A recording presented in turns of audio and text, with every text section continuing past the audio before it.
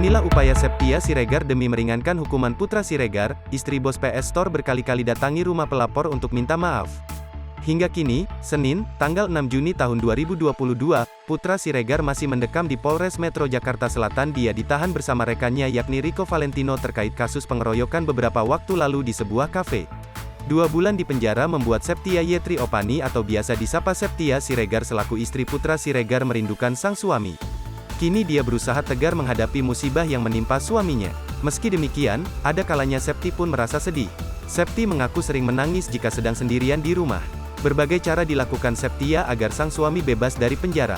Bahkan dirinya sudah berusaha untuk terus mendatangi rumah pelapor meminta maaf namun belum juga ada hasilnya.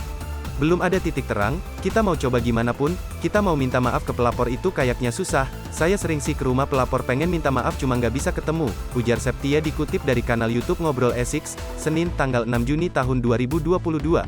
Ia mengatakan bahwa hingga kini belum menemukan titik terang terkait perkara suaminya.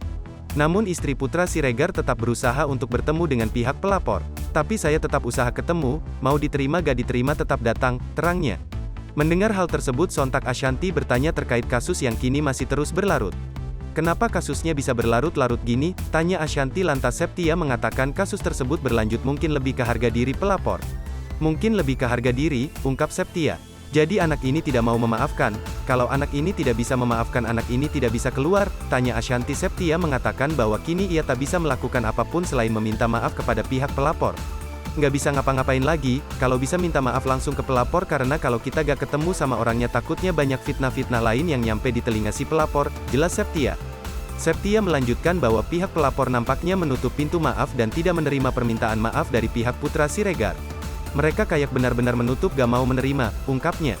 Kendati demikian, Septia mengatakan ia akan tetap selalu berusaha agar suaminya bisa segera keluar dari dalam penjara.